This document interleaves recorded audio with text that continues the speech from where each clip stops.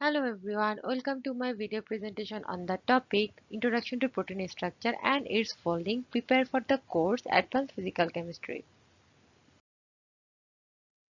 As you're seeing in this picture, unorganized things are not good for explicit utilization, classified orientation, proper functioning, and overall outlook.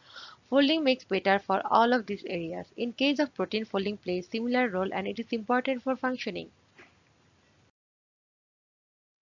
Each protein exists as unfolded polypeptide chain, and after being synthesized by ribosome, it turns into folded or three-dimensional structure.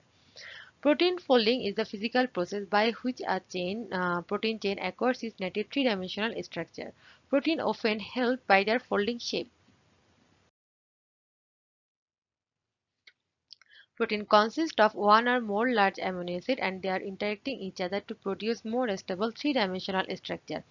Amino acids all have the general structure. The R in the figure represents a functional group that varies depending on the specific amino acids. Amino acids consist of alpha carbon atom linked to an amino group, a carboxyl group, a hydrogen atom, and a variable component called a side chain.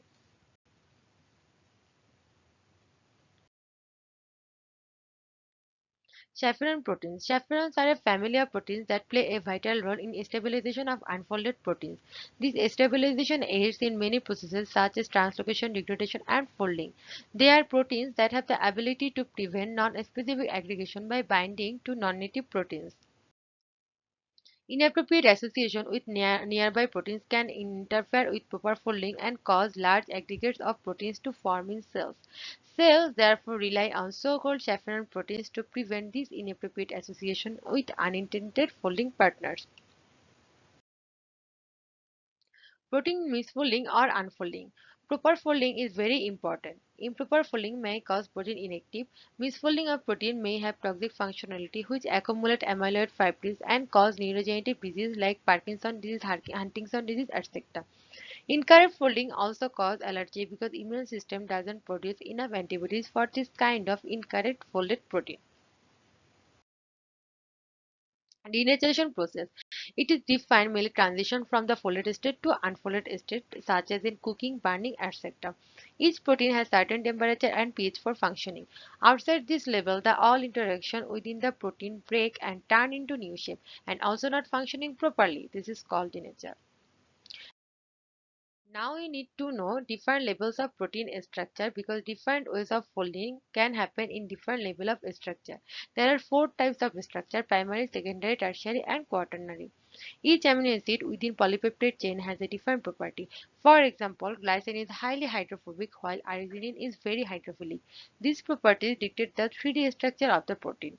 The hydrophobic amino acids needs to be kept within the interior of the protein while the hydrophilic amino acids needs to be the exterior of the protein. Hydrogen bonds bind to the polypeptide chains to form secondary structure of proteins, that is the alpha helices and beta sheets. The stacking of these helix and sheets form the tertiary structure. Sequence of amino acid is the building block of protein primary structure. Sometimes single change of amino acid can change protein function, cause sickle cell disease. Secondary structure. In this case, primary structure can fall in different ways and among them most common are alpha helix and beta pleated sheet. Both of these shapes are due to hydrogen bonds. Tertiary structure. This structure is more folding and 3D structure of a functional protein.